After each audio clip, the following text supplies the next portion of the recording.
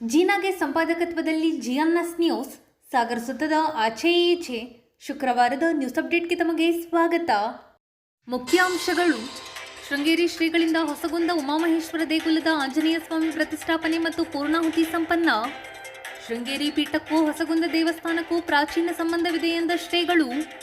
ಹೊಸಗುಂದ ಉಮಾಮಹೇಶ್ವರ ದೇವಸ್ಥಾನ ಬೆಳವಣಿಗೆ ಕುರಿತು ಮಾಹಿತಿ ನೀಡಿದ ಸಿಎಂಎನ್ ಶಾಸ್ತ್ರಿ.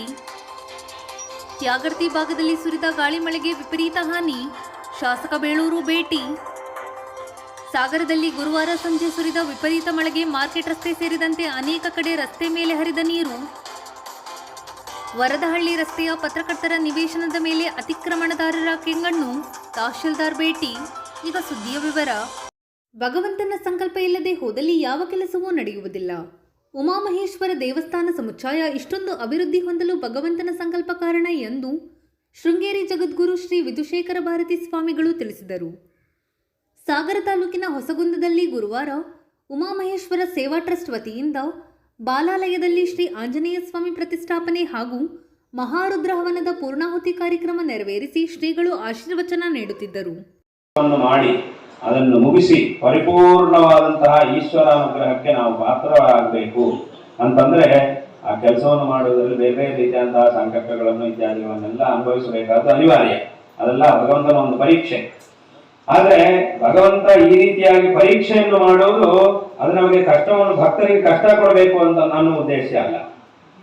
ಇದೆಲ್ಲದರಲ್ಲೂ ಅವನನ್ನು ಉತ್ತೀರ್ಣನನ್ನಾಗಿ ಮಾಡಿ ಕೊನೆಗೆ ಅವನಿಗೆ ಪರಿಪೂರ್ಣವಾದಂತಹ ಶ್ರೇಯಸ್ಸನ್ನು ಅನುಗ್ರಹ ಮಾಡುವುದಕ್ಕೆ ಭಗವಂತ ಹೀಗೆ ಮಾಡ್ತಾನೆ. ಆದ್ದರಿಂದ ಒಳ್ಳೆ ಕೆಲಸ ಮಾಡ್ಲಿಕ್ಕೆ ಹೋದಾಗ ಅನೇಕ ವಿಧವಾದ ಕಷ್ಟಗಳು ಬರುತ್ತೆ. ಹೀಗೆ ಈ ಒಂದು ಕ್ಷೇತ್ರದ ಉದ್ಧಾರ ಮಾಡಬೇಕು ಅಂತ ಪ್ರಾರಂಭ ಮಾಡಿದವಾಗಿಂದಲೂ ಬೇರೆ ಬೇರೆ ರೀತಿಯಂತ ಅವರಾಗಿ ತುಂಬಾ ಸಲ ಹೇಳ್ತಾ ಇದ್ರು, ನಮಗೆ ಗೊತ್ತಿದೆ. ಬೇರೆ ಬೇರೆ ರೀತಿಯಂತಹ ಸಂಕಷ್ಟಗಳು ಮತ್ತು ಬೇರೆ ಬೇರೆ ವ್ಯಕ್ತಿಗಳಿಂದ ತೊಂದರೆಗಳು ಮತ್ತು ಯಾವುದೋ ಒಂದು ರೀತಿಯಲ್ಲಿ ಕೆಲಸಗಳಲ್ಲಿ ತೊಂದರೆಗಳು. ತುಂಬಾ ಜನ ಸಹಕಾರವನ್ನು ಸಹ ಒಂದು ಕಡೆಯಿಂದ ತುಂಬಾ ಜನ ಸಹಕಾರವನ್ನು ಸಹ ಮಾಡಿದ್ದಾರೆ, ಅದರಿಂದ ಇಷ್ಟು ದೂರ ಬಂದಿದೆ. ಆದ್ರೆ ಇನ್ನೊಂದು ಕಡೆಯಿಂದ ಆ ಒಂದು ತೊಂದರೆಗಳು ಅದು ಸಹ ಆಗ್ತಾ ಇತ್ತು. ಆದರೂ ಎಲ್ಲವನ್ನೂ ಸಹ ಸಹಿಸಿಕೊಂಡು ಆಯಾ ಸಂದರ್ಭಗಳಲ್ಲಿ ಆ ಭಗವದ್ ಅನುಗ್ರಹದಿಂದ ಮತ್ತು ನಮ್ಮ ಗುರುಗಳ ವಿಶೇಷವಾದಂತಹ ಅನುಗ್ರಹದಿಂದ ಮತ್ತು ಹಿರಿಯರ ಒಂದು ಮಾರ್ಗದರ್ಶನದಿಂದ ಹಿಂದಿನ ಕಾಲದಿಂದಲೂ ಪ್ರಾಚೀನ ಕಾಲದಿಂದಲೂ ಆ ಒಂದು ಶೃಂಗೇರಿ ಶಾರದಾ ಪೀಠದ ಒಂದು ಸಂಬಂಧ ಇದಕ್ಕೆ ಇದೆ ಅನ್ನುವುದಕ್ಕೆ ಒಂದು ಐತಿಹಾಸಿಕವಾದಂತಹ ದಾಖಲೆಗಳು ಅದೇ ನಮಗೆ ಒಂದು ದೊಡ್ಡ ಪ್ರಮಾಣವಾಗಿ ನಿದರ್ಶನವಾಗಿವೆ. ಆದ್ದರಿಂದ ಆ ಒಂದು ಸಂಬಂಧವು ಇದ್ದಿದ್ದರಿಂದಲೇ ಅವರನ್ನ ಆ ಒಂದು ದೈವವೇ ಬೇರೆ ಬೇರೆ ರೀತಿಯಲ್ಲಿ ಶೃಂಗೇರಿಗೆ ಕರ್ಕೊಂಡು ಬಂತು. ಅವರು ಇದನ್ನು ಮಾಡಬೇಕು ಅಂತ ಆದಾಗ ಮೊದಲು ಅವರಿಗೆ ಶೃಂಗೇರಿ ಸಂಬಂಧ ಇರಲಿಲ್ಲ. ಆದರೆ ಈ ಕೆಲಸ ನಡೀಬೇಕು ಅಂತ ಆದಾಗ ಆ ಭಗವಂತನ ಒಂದು ಸಂಕಲ್ಪದಿಂದಲೇ ಅವರು ಇಲ್ಲಿಗೆ ಹೋಗಿ ಕೊನೆಗೆ ಶೃಂಗೇರಿಗೆ ಬಂದಿದ್ರು. ಹಾಗೆ ಅದೇ ರೀತಿಯಲ್ಲಿ ಇದೆಲ್ಲ ಕೆಲಸವನ್ನು ಮಾಡಿಸಿ ಇದನ್ನ ಶೃಂಗೇರಿ ಅಧೀನವಾಗಿ ಮಾಡಿ ಇನ್ನು ಮೇಲೆ ಇಲ್ಲಿಂದ ಎಲ್ಲವೂ ಸಹ ನಡೀಬೇಕು ಅನ್ನುವಂತಹ ಒಂದು ಸಂಕಲ್ಪವನ್ನು ಸಹ ಮಾಡಿ ಇಷ್ಟನ್ನು ಸಹ ಅವರು ಶೃಂಗೇರಿಗೆ ಅಂತ ಸಮರ್ಪಣೆ ಮಾಡಿದರು. ಈಗ ಅದರಿಂದ ವಿಶೇಷವಾಗಿ ಇನ್ನೂ ಕೆಲಸಗಳು ಸಹ ನಡೀತಾ ಇವೆ. ಇದು ಅತ್ಯಂತ ಸಂತೋಷಕರವಾದಂತಹ ಒಂದು ವಿಷಯವಾಗಿದೆ. ಇಲ್ಲಿ ವಿಶೇಷವಾಗಿ ಒಂದು ಅತಿರುದ್ರ ಮಹಾಯಾಗವನ್ನು ಮಾಡಿಸಬೇಕು. ಅದಕ್ಕೆ ಬೇಕಾದಂತಹ ಪುರಸ್ಕರಣೆಯನ್ನೆಲ್ಲ ಈಶ್ವರನ ಸನ್ನಿಧಿಯಲ್ಲಿ ವಿಶೇಷವಾಗಿ ಮಾಡಿಸಿ ಅತಿರುದ್ರ ಯಾಗವನ್ನು, ಹೋಮವನ್ನು ಒಂದು ದಿವಸ ಮಾಡಿಸಬೇಕು ಅನ್ನುವಂತಹ ಒಂದು ಸಂಕಲ್ಪ ಅವರಿಗಿತ್ತು. ಆದರೆ ಭಗವಂತನ ಸಂಕಲ್ಪ ಅದಕ್ಕಿಂತ ಮೊದಲು ಮಹಾರುದ್ರ ನಡೀಬೇಕು ಅನ್ನೋದು ಈಶ್ವರನ ಸಂಕಲ್ಪ. ಅದರಂತೆ ಇವತ್ತು ಈ ಮಹಾರುದ್ರ ಯಾಗವು ನಡೆದಿದೆ. ಮತ್ತೆ ಮುಂದೆಯೂ ಸಹ ಅತಿರುದ್ರ ಯಾಗ ನಡೆಯುತ್ತೆ. ಆವಾಗಲೂ ಸಹ ನಾವು ಇಲ್ಲಿ ಬರ್ತೀವಿ. ನಾನು ಪುನಃ ಇಲ್ಲಿ ಬರ್ತೀನಿ. ಅತಿರುದ್ರ ಮಹಾಯಾಗವೂ ಸಹ ಇಲ್ಲಿ ನಡೆಯುತ್ತೆ. ಅತ್ಯಂತ ವೈಭವ. ಭಗವಂತ ಇಂತಹ ಕೆಲಸ ನಡೀಬೇಕು ಅಂತ ಸಂಕಲ್ಪ ಮಾಡಿದ ಮೇಲೆ ಯಾರೋ ಒಬ್ಬರ ಮೂಲಕ ಆ ಕೆಲಸ ನಡೆಯುತ್ತೆ. ಖಂಡಿತವಾಗಿಯೂ ಆ ಕೆಲಸ ನಡೆಯುತ್ತೆ. ಆದರೆ ಅದರಲ್ಲಿ ಭಗವಂತ ಯಾರನ್ನು ನಿಮಿತ್ತವಾಗಿ ಮಾಡಿ ಅವನ ಕೈಯಲ್ಲಿ ಕೆಲಸವನ್ನು ಮಾಡ್ತಾನೋ ಅವನು ತುಂಬಾ ಅದೃಷ್ಟಶಾಲಿ ಆಗ್ತಾನೆ, ತುಂಬಾ ಪುಣ್ಯಶಾಲಿ ಆಗ್ತಾನೆ. ಈ ಒಂದು ಪ್ರದೇಶ ಇದೆ. ಅತ್ಯಂತ ಪ್ರಾಚೀನ ಕಾಲದ ಅನೇಕ ಶತಮಾನಗಳ ಇತಿಹಾಸವಿರತಕ್ಕಂತಹ ಈ ಒಂದು ಹೊಸಗುಂದ ಕ್ಷೇತ್ರ ಇದೆ. ಇಲ್ಲಿ ಅನೇಕ ಶತಮಾನಗಳಿಂದ ಉಮಾಮಹೇಶ್ವರನ ದಿವ್ಯ ಸಾನ್ನಿಧ್ಯವು ವಿರಾಜಮಾನವಾಗಿದೆ. ಅಂದರೆ ಒಂದು ಕಾಲದಲ್ಲಿ ವಿಶೇಷವಾಗಿ ದೊಡ್ಡ ದೇವಸ್ಥಾನದಲ್ಲಿ ಅತ್ಯಂತ ವೈಭವಪೇತವಾಗಿ ಈಶ್ವರನ ದಿವ್ಯ ಸಾನ್ನಿಧ್ಯ ಇತ್ತು. ಆದರೆ ತದನಂತರ ಯಾವುದೋ ಒಂದು ದುರ್ದೈವ ಅದು, ಆ ಒಂದು ವೈಭವವೆಲ್ಲ ಕಾಣದೆ ವೈಭವವೆಲ್ಲ ಹೊರಟೋಯಿತು. ಕೇವಲ ಒಂದು ದೊಡ್ಡ ಅರಣ್ಯವಾಗಿ ಬಿದ್ದಿತ್ತು. ಆ ಅರಣ್ಯದಲ್ಲೂ ಭಗವಂತನ ಆ ಒಂದು ಸಾನ್ನಿಧ್ಯ ಹಾಗೇ ಇತ್ತು. ಈಗ ಪುನಃ ಸುದೈವದಿಂದ ನಮ್ಮ ಗುರುಗಳ ಒಂದು ವಿಶೇಷವಾದಂತಹ ಅನುಗ್ರಹದಿಂದ ಈ ಒಂದು ಕ್ಷೇತ್ರ, ಈ ದೇವಸ್ಥಾನದ ಜೀರ್ಣೋದ್ಧಾರ ಕಾರ್ಯವು ವಿಶೇಷವಾಗಿ ನಡೆದು ಪುನಃ ಒಂದು ಸುಂದರವಾದಂತಹ ದೇವಸ್ಥಾನದ ನಿರ್ಮಾಣವಾಗಿ ಆ ದೇವಸ್ಥಾನದಲ್ಲಿ ಈಶ್ವರನ ಉಮಾಮಹೇಶ್ವರ ಸ್ವಾಮಿ ಮತ್ತು ಪರಿವಾರ ದೇವತೆಗಳ ಸಹಿತವಾಗಿ ಉಮಾಮಹೇಶ್ವರ ಸ್ವಾಮಿಯ ಪ್ರತಿಷ್ಠಾಪನೆ ಇದೆಲ್ಲವೂ ಸಹ ಆಗಿ ಈಗ ಅಲ್ಲಿ ನಿತ್ಯ ಪೂಜೆ ಉತ್ಸವಾದಿಗಳೆಲ್ಲ ನಡೀತಾ ಇರುವುದಲ್ಲದೆ ಒಂದು ಅತಿರುದ್ರ ಮಹಾಯಾಗ ಮತ್ತು ಮಹಾರುದ್ರಗಳು, ಒಂದು ಮಹಾರುದ್ರ ಅನೇಕ ಮಹಾರುದ್ರಗಳನ್ನು ಮಾಡಿಸುವಷ್ಟು ಪುರಶ್ಚರಣೆ, ಆ ರುದ್ರದ ಪುರಶ್ಚರಣೆಯೂ ಸಹ ಈ ಸನ್ನಿಧಿಯಲ್ಲಿ ಆಯಿತು. ಉಮಾಮಹೇಶ್ವರ ಸೇವಾ ಟ್ರಸ್ಟ್ ಮುಖ್ಯಸ್ಥ CMN ಶಾಸ್ತ್ರಿ ಮಾತನಾಡಿ, ಹಿಂದಿನ ಏನು ನಡೆದು ಬಂದ ದಾರಿ ಅದು ಎಷ್ಟೋ ಸಲ ನಾವು ಇಲ್ಲಿ ಹೇಳಿದ್ದೇವೆ, ಇದು ಮಾಡಿದ್ದೇವೆ, ಜನರಿಗೆ ಮನವರಿಕೆ ಆಗುವಂತೆ ರೀತಿಯಲ್ಲಿ ಇದು ಮಾಡಿದ್ದೇವೆ. ಎಷ್ಟೋ ಇದನ್ನು ಸಂವಿಧಾನಗಳವರ ಹತ್ರ ವೈಯಕ್ತಿಕವಾಗಿ ನಾವು ವಿವರಿಸಿ ಹೇಳಿದ್ದೇವೆ.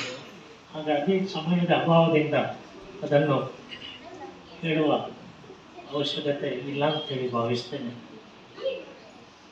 2001ರಲ್ಲಿ ಏನೋ ಇಲ್ಲಿ ಶೂನ್ಯವಾಗಿದ್ದಂತಹ ಉಮಾಮಹೇಶ್ವರ ಗುಡಿಯಲ್ಲಿ ಕಟ್ಟೆ ಪರಮೇಶ್ವರ ಭಟ್ರು ಆದೇಶಿಸಿದಂತೆ ನಮ್ಮ ತಂದೆಯವರು ಚಾಮುಂಡಿ ವಿಶ್ವಶಾಸ್ತ್ರಿಗಳು ಅದಕ್ಕೆ ಪೂರಕವಾಗಿ ನಮಗೆ ಪ್ರೇರಣೆ ಕೊಟ್ಟಂತೆ ಹನುಮದ ಬಾಣಲಿಂಗ ತಂದು ಉಮಾಮಹೇಶ್ವರನ ಇದರಲ್ಲಿ, ಯಾಕಂದರೆ ಅಲ್ಲಿ ಲಿಂಗ ಇರಲಿಲ್ಲ, ಶಿವಲಿಂಗ ಇರಲಿಲ್ಲ, ಬರೀ ಪ್ರಾಣಿಪೀಠ ಇತ್ತು.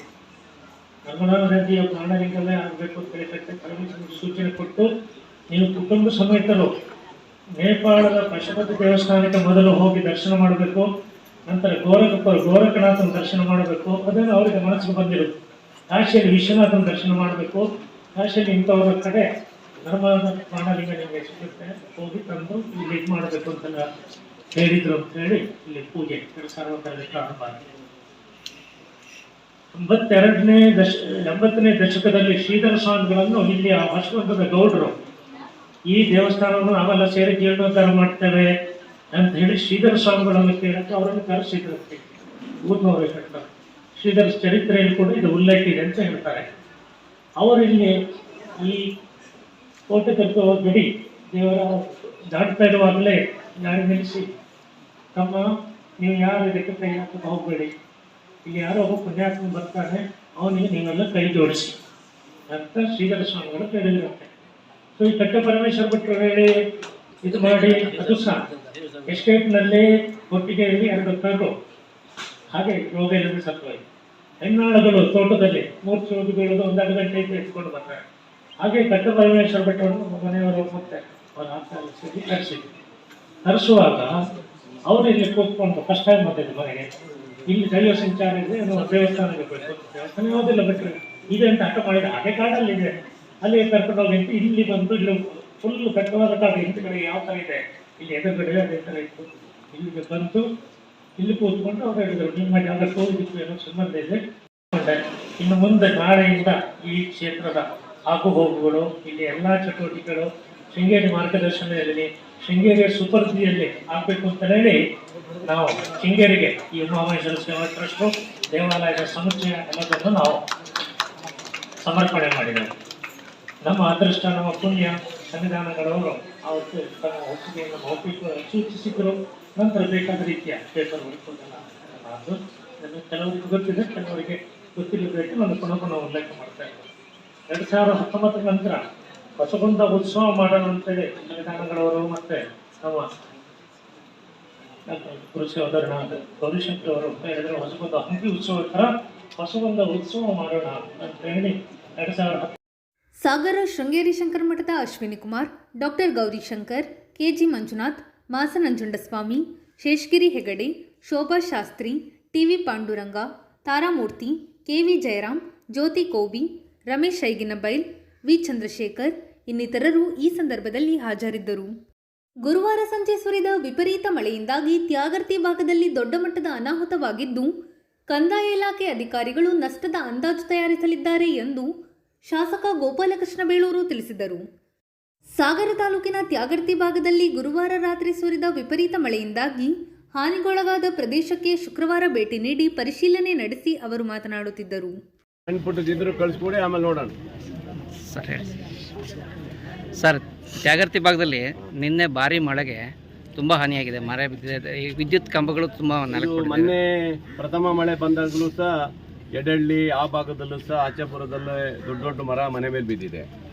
ನಾವು ಈಗಾಗಲೇ ಸರ್ಕಾರಕ್ಕೂ ಇದು ಏನಾಗಬೇಕು ಅದಕ್ಕೆಲ್ಲ ಮಾಹಿತಿಗಳನ್ನೆಲ್ಲ ಕೊಟ್ಟಿದ್ದೀವಿ. ಈಗ ಅದರ ತಹಶೀಲ್ದಾರ್ಗಳೆಲ್ಲ ನೋಡಿ ಅದು ರಿಪೋರ್ಟ್ ಹಾಕಿದ್ದಾರೆ. ಈಗ ನಿನ್ನೆ ಬಿದ್ದಂಥ ಮಳೆಗೂ ಸಹ ಭಾಳ ಕಡೆ ಹಾನಿಯಾಗಿದೆ, ಸಣ್ಣ ಪುಟ್ಟ ಹಾನಿಯಾಗಿದೆ, ಕೆಲವು ದೊಡ್ಡ ಮಟ್ಟದ ಹಾನಿಯಾಗಿದೆ. ಈಗಾಗಲೇ ವಿ ಎಗಳು ಮತ್ತು ಕಾರ್ಯದರ್ಶಿಗಳೆಲ್ಲ ರಿಪೋರ್ಟ್ ಹಾಕಿ ಸರ್ಕಾರಕ್ಕೆ ಮನವಿ ಮಾಡಿದ್ದಾರೆ. ಈಗ ನಾನು ಸಹ ಬಂದು ನೋಡಿದ್ದೇನೆ ಇದು ಮುಂದೆ ಏನಾಗಬೇಕು ಅನ್ನೋದನ್ನ ಸರ್ಕಾರದಲ್ಲಿ. ಈಗ ಚುನಾವಣೆ ಬಂದಿದ್ದರಿಂದ ನಾವೇನು ಭರವಸೆ ಕೊಡಲಿಕ್ಕೆ ಬರೋದಿಲ್ಲ, ಅದಕ್ಕೆಲ್ಲ ಸರ್ಕಾರದ ಅಧಿಕಾರಿಗಳು ನೋಡ್ತಾರೆ. ಬಟ್ ಒಬ್ಬ ಜನಪ್ರತಿನಿಧಿಯಾಗಿ ನಾನು ಬಂದು ನೋಡುವಂಥ ಕರ್ತವ್ಯದಲ್ಲಿ ನಾನು ನೋಡಬೇಕು. ಖಂಡಿತ ಬೇಜಾರಾಗುತ್ತೆ. ಈ ಮನೆ ನೋಡಿ, ನಮ್ಮ ದೇವ್ರ ದೊಡ್ಡವನು ಪಾಪ ಯಾರಿಗೇನು ಹಾನಿಯಾಗಿಲ್ಲ. ಅಷ್ಟು ದೊಡ್ಡ ಮರ ಬಿದ್ದರೂ ಒಂದು ಸಣ್ಣ ಪುಟ್ಟ ಏನು ಜನರಿಗೆ ಪೆಟ್ಟಾಗಿಲ್ಲ. ಮನೆ ಸಂಪೂರ್ಣ ಗಚ್ಚುವಾಗಿದೆ. ಅದು ಸಂಪೂರ್ಣ ಅದಕ್ಕೆ ರಿಪೋರ್ಟ್ ಹಾಕಿ ಸರ್ಕಾರಕ್ಕೆ ಏನು ವರದಿ ಬಿಡಬೇಕು ಅದು ಕೊಡೋಕ್ಕೆ ಹೋಗ್ತಾರೆ. ಭಾಳ ಆಗಿದೆ. ಮತ್ತು ಕೆಲವು ಕಡೆ ಮಳೆ ಬರದೇ ಇರುವಂಥ ಜಾಗದಲ್ಲೂ ಇದೆ. ಈಗ ನೀರಿನ ಕೊರತೆ ಬಗ್ಗೆ ಈಗಾಗಲೇ ನಮಗೆ TC ಹಾಕಿ ಭಾಳ ಸುಸ್ತಾಗಿ ಹೋಗಿದ್ದೀವಿ. ಈಗೊಂದು ವಾರದಿಂದ ಏನಾಗಿದೆ, ಎರಡನೇ ಮಳೆ ಇಲ್ಲಿ ಬಿದ್ದಿರೋದ್ರಿಂದ ಸ್ವಲ್ಪ TC ಒತ್ತಡ ಕಮ್ಮಿ ಆಗಿದೆ. ಅಂದರೆ ಬೋರ್ವೆಲ್ ಯಾರು ಆನ್ ಮಾಡ್ತಾ ಇಲ್ಲ ಈಗ. ಅಂದರೆ ಮಳೆ ಚೆನ್ನಾಗಿದೆ, ಇನ್ನೊಂದು 10 ದಿವಸಕ್ಕೆ ಏನು ಕೊರತೆ ಇಲ್ಲ. ಈಗ ಸ್ವಲ್ಪ ನಾವು TCಗಳೆಲ್ಲ ರೆಡಿ ಮಾಡಿ ಮತ್ತೆ ರಿಪೇರಿ ಮಾಡಿ ರೆಡಿ ಮಾಡಿಸ್ಕೊಳ್ಳೋಕೆ ಅನುಕೂಲ ಆಗುತ್ತೆ. ಹಾಗಾಗಿ ರೈತರಿಗೆ ಏನೋ ದೇವ್ರು ಕಣ್ಣು ಬಿಟ್ಟಿದ್ದಾನೆ. ಇದೇ ಥರ ವಾರ ಒಂದು ಮಳೆ ಬೀಳಲಿ ಅಂತ ಭಗವಂತನ ನಾನು ಕೇಳ್ಕೊಳ್ತಾನೆ ಇರ್ತೀನಿ. ಅಷ್ಟೇ ಜನರು ಕೇಳೋದು, ಇನ್ನೇನಿಲ್ಲ. ಮಳೆ ಕೊರತೆ ಇದೆ, ಆದರೂ ಸಹ ಸಮರ್ಥವಾಗಿ ಸಾಧಾರಣ ಮಟ್ಟಿಗೆ ವಿದ್ಯುತ್ ಕೊಡ್ತಾ ಇದ್ದೀವಿ. ಆಮೇಲೆ ನೀರಿನ ಕೊರತೆ ಇದ್ದರೂ ಸಹ ಅಡ್ಜಸ್ಟ್ ಮಾಡಿ ನೀರು ಎಲ್ಲ ಕೊಡ್ತಾ ಇದ್ದೀವಿ. ಏನೇನಾಗಬೇಕು, ತಕ್ಷಣ ಬೋರ್ವೆಲ್ ಹೊಡಿಲಿಕ್ಕೂ ಅವಕಾಶ ಕೊಡೋಕ್ಕೂ ಇದೆ, ಅದನ್ನು ಮಾಡಿಸ್ಕೊಟ್ಟಿದ್ದೀನಿ. ಯಾರ್ಯಾರು ಏನೇನು ಕೇಳ್ತಾರೋ ತಕ್ಷಣ ಜನರಿಗೆ ಸೇವೆ ಮಾಡುವಂಥ ಕೆಲಸವನ್ನು ಮಾಡ್ತಾ ಇದ್ದೀವಿ. ಹಾಗಾಗಿ ಎಲೆಕ್ಷನ್ ಬಂದಿದ್ದು ನಾವು ಸ್ವಲ್ಪ ಬ್ಯುಸಿ ಇದ್ದರೂ ಸಹ ಜನರ ಪರವಾಗಿ ಬಂದು ಕೆಲಸ ಮಾಡುವಂಥ ಅವಕಾಶ ಕೊಟ್ಟಿದ್ದಾರೆ. ಅದು ಖಂಡಿತ ನಾವು ಮಾಡ್ಕೊಡ್ತೀವಿ. ಥ್ಯಾಂಕ್ಸ್. ಈ ಸಂದರ್ಭದಲ್ಲಿ ಸೋಮಶೇಖರ್ ಲ್ಯಾಬಿಗೆರೆ, ಚೇತನ್ ರಾಜ್ ಕಣ್ಣೂರು, TK ಹನುಮಂತಪ್ಪ, ಗಿರೀಶ್ ಕೋವಿ, ಕನ್ನಪ್ಪ ಇನ್ನಿತರರು ಹಾಜರಿದ್ದರು. ಸಾಗರದಲ್ಲಿ ಗುರುವಾರ ಸಂಜೆ ಸುರಿದ ವಿಪರೀತ ಮಳೆಯಿಂದ ಮಾರ್ಕೆಟ್ ರಸ್ತೆ ಸೇರಿದಂತೆ ನಗರದ ಬೇರೆ ಬೇರೆ ಭಾಗದಲ್ಲಿ ರಸ್ತೆ ಮೇಲೆ ಸಾಗರೋಪದಿಯಂತೆ ನೀರು ಹರಿದಿದೆ. ರಸ್ತೆ ಇಕ್ಕೆಲಗಳಲ್ಲಿ ನಿಲ್ಲಿಸಿದ್ದ ದ್ವಿಚಕ್ರ ವಾಹನಗಳು ನೀರಿನಲ್ಲಿ ಮುಳುಗಿದ ದೃಶ್ಯ GNSನಲ್ಲಿ.